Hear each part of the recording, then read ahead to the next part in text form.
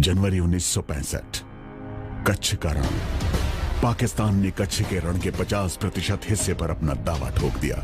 भारत ने जवाबी कार्रवाई की। दोनों ही देशों के बीच सीमा पर कई मुठभेड़ें हुई। कच्छ के रण में पाकिस्तान ने अपनी इसी दुस्साहस के नतीजे में नाकाम होकर ऑपरेशन जिब्राल्टर की शुरुआत की। अगस्त 1965 कश्मीर घाटी। पाकिस्तान के हथियारबंद घुसपैठियों के कश्मीर में घुसने की खबर मिली। घुसपैठियों का मकसद था राज्य में घबराहट पैदा करना। पाकिस्तान अपनी इस हमलावर कार्रवाई को यह शक्ल देना चाहता था कि कश्मीर के लोग भारत के खिलाफ उठ खड़े हुए हैं और इसी बहाने से वो कश्मीर को अपने साथ जोड़ने के लिए अपनी सेना का इस्तेमाल करना चाहता था। इस चाल को उसने नाम दिया था ऑपरेशन जिब्राल्टर। आखिर किस कारण पाकिस्तान ने यह सोचा कि 1947 में उसकी जो योजना नाकाम रही वो 1965 में सफल हो जाएगी? प्रधानमंत्री लाल बहादुर शास्त्री ने ऐसे नाजुक दौर में देश की बागडोर संभाली, जबकि हाल ही में हमने चीन के साथ एक मुश्किल युद्ध लड़ा था। हमारी सेनाएं बदलाव के दौर से गुजर रही थी और हम गंभीर खाद्य संकट भी झेल रहे थे। दूसरी तरफ पाकिस्तान को अमेरिका से बेहद उन्नत हथियार और साजो सामान मिल चुका था, लेकिन यह पाकिस्तान की एक बड़ी भूल थी। वो ये भूल गया कि किसी देश की असली शक्ति उसके सैनिकों के मनोबल में होती है, उसकी मशीनों में नहीं। भारतीय सैनिकों ने हमेशा अपने जीवन का बलिदान देकर भी देश की रक्षा की है और तिरंगे के मान को हमेशा कायम रखा है। भारत ने पड़ोसी के इस हमले को हल्के तौर पर नहीं लिया। प्रधानमंत्री शास्त्री ने शत्रु का मुंह तोड़ जवाब दिया। अगर तलवार की नोक पर या एटम बॉम्ब के डर से कोई हमारे देश को झुकाना चाहे, दबाना चाहे, ये देश हमारा दबने वाला नहीं। तो एक सरकार के नाते हमारा क्या जवाब हो सकता है सिवाय इसके कि हम हथियारों का जवाब हथियारों से दें। फौरन ही ऑपरेशन जिब्राल्टर को जड़ से खत्म करने की योजनाएं बनाई गईं। यह था पाकिस्तान के कब्जे वाले कश्मीर में मौजूद हाजी पीर बल, जो भारत के उरी और पुंछ शहरों के बीच मौजूद था। 25 अगस्त को ऑपरेशन बख्शी की शुरुआत की गई ताकि हाजी पीर पास को अपने नियंत्रण में लिया जा सके। वन पैरा के सैनिकों ने मेजर रंजीत दयाल के नेतृत्व में बेहद खराब मौसम और बारिश की परवाह न करते हुए घनघोर अंधेरे में इस खतरनाक पहाड़ की फिसलन भरी ढलानों पर चढ़ाई की ताकि इस दर्रे पर हमला किया जा सके। और फिर उन्होंने सफलतापूर्वक हाजी पीर की चोटी पर तिरंगा लहरा दिया। मेजर रंजीत दयाल को महावीर चक्र से सम्मानित किया गया क्योंकि उन्होंने बेहद मुश्किल बाधाओं के बावजूद अपना निर्णायक और प्रेरणाप्रद नेतृत्व प्रदान किया था। हाजी पीर पास पर कब्जा होने से ऑपरेशन जिब्राल्टर की हवा निकल गई और शत्रु की योजना धरी की धरी रह गई। फिर इसके बाद पाकिस्तान ने अखनूर में एक बड़ा सैनिक हमला कर दिया। इसका मकसद था जम्मू और कश्मीर को बाकी भारत से अलग थलग करना। अब दोनों देशों के बीच युद्ध छिड़ चुका था। इस कम अवधि वाली मगर जबरदस्त लड़ाई में भारतीय सेना ने अभूतपूर्व शौर्य और बलिदान का प्रदर्शन किया और इन लड़ाइयों ने भारतीय इतिहास में अपना विशिष्ट स्थान बना लिया। जम्मू पर पाकिस्तान के हमले के जवाब में भारत ने पूरी पंजाब सीमा पर जबरदस्त हमला शुरू किया। भारत का लक्ष्य था लाहौर तक पहुंचना। लाहौर तक जाने वाली एक सड़क एक छोटे से कस्बे बरकी से होकर गुजरती है, जिसकी जबरदस्त घेराबंदी इन्फेंट्री और टैंकों के जरिए की गई थी। फोर सिख के बहादुर सैनिकों ने सेंट्रल इंडिया हॉर्स के आग उगलते टैंकों के साथ मिलकर बरकी पर हमले का नेतृत्व किया।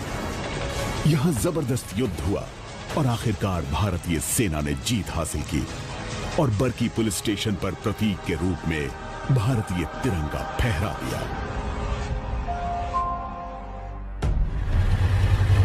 पाकिस्तान ने जवाबी कार्रवाई के तौर पर भारत के पंजाब में खेमकरण पर हमला कर दिया। भारतीय सेना के साहसी सैनिकों ने असल उत्तर की लड़ाई में हमलावरों को मुंह तोड़ जवाब दिया। बेहतर अमेरिकी टैंकों वाली पाकिस्तानी सेना को भारतीय इन्फेंट्री और इंजीनियर्स ने एक चक्रव्यूह में फंसा दिया। 3 कैवलरी के टैंकों ने एक हॉर्स शो बनाकर दुश्मनों को घेर लिया और पूरी तरह कुचल दिया। इसी युद्ध में दुश्मनों के 100 टैंकों का कब्रिस्तान भी बना। पाकिस्तान की सेना ने अपने इतिहास में जो सबसे बड़ी हारें हासिल की हैं, ये उनमें से एक थी। इसी युद्ध में CQMH अब्दुल हमीद ने शौर्य का सबसे विस्मयकारी परिचय देते हुए केवल रिकॉइललेस गन के जरिए दुश्मनों के कई पैटर्न टैंक बर्बाद कर दिए, जिसका टैंकों से कोई मुकाबला नहीं था। भारतीय सेना की सर्वोच्च गौरवशाली परंपरा का पालन करते हुए उन्होंने देश के लिए निस्वार्थ और चरम बलिदान दिया। उन्हें परमवीर चक्र से सम्मानित किया गया। दुश्मनों को एक बार फिर अपनी ही जमीन पर हार का मुंह देखना था। सियालकोट, पाकिस्तान। यहां फिलौरा नामक एक छोटा सा कस्बा दूसरे विश्व युद्ध के बाद सबसे बड़े टैंक युद्ध का गवाह बना। यह लड़ाई टैंकों के बीच केवल 100 गज की रेंज में हुई थी। भारत की 2 सबसे पुरानी रेजिमेंट्स पूना हॉर्स और हॉटसन्स हॉर्स ने इस युद्ध में भारत को जीत दिलाई। लेफ्टिनेंट कर्नल अर्धशीर तारापुर ने बड़े सुयोग्य ढंग से अपनी रेजिमेंट पूना हॉर्स का इस युद्ध में आगे रहते हुए नेतृत्व किया और इस लड़ाई में बुरी तरह घायल होने के बावजूद उन्होंने खुद को वहां से इलाज के लिए ले जाए जाने से इनकार किया। उन्हें मृत्यु उपरांत परमवीर चक्र से सम्मानित किया गया। डोगराई, पाकिस्तान। जब युद्ध समाप्ति की ओर बढ़ा तो इसमें बेहद तेजी आ गई और लाहौर की ओर बढ़ते हुए हमारी सेना ने भारत के इतिहास की सबसे मुश्किल लड़ाइयों में से एक लड़ाई लड़ी। 3 जाट के बहादुर सैनिकों ने रात में इस शहर पर हमला किया। भारी गोलाबारी की परवाह न करते हुए वो घरों में घुसे और 27 घंटे से भी ज्यादा चली आमने सामने की निर्मम लड़ाई लड़ी। मुश्किल से मिली ये जीत commanding officer lieutenant colonel Desmond Hayde Mahavir Chakra के प्रेरक नेतृत्व में मिली। उनके नेतृत्व में 3 जाट ने इस शहर से एक ऐतिहासिक विजय मार्च निकाला।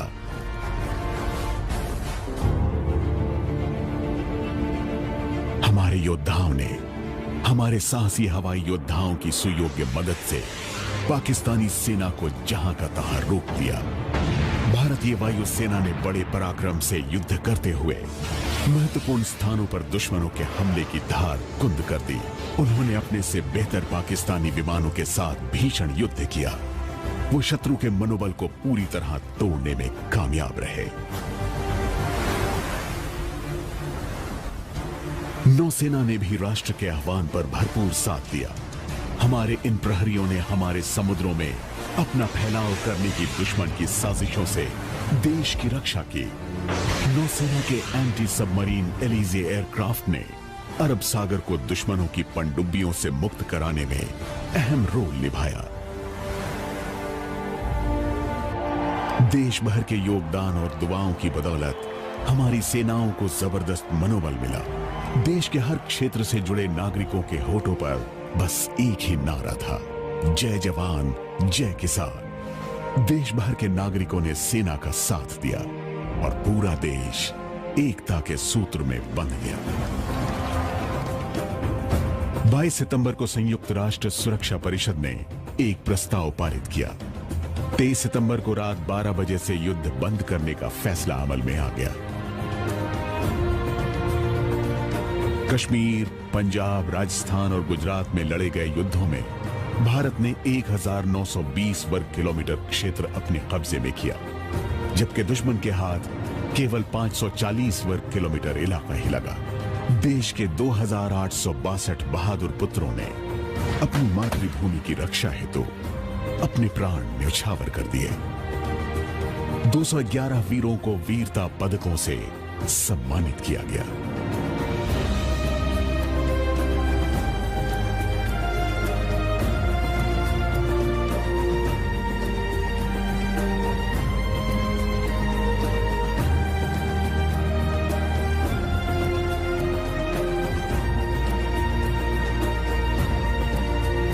दुश्मनों को बुरी तरह मुंह की खानी पड़ी और उनका आत्मविश्वास मिट्टी में मिल गया।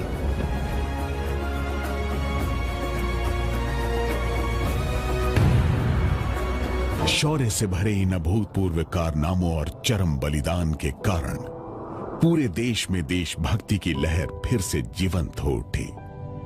1965 के युद्ध के 50 वर्ष पूरे हो रहे हैं और यह समय है कि देश के हर कोने में बसे सभी भारतवासी एकजुट होकर उन योद्धाओं को याद करें जिन्होंने देश की एकता और भारत के सिद्धांत आधारित अस्तित्व के लिए खुद को कुर्बान कर दिया।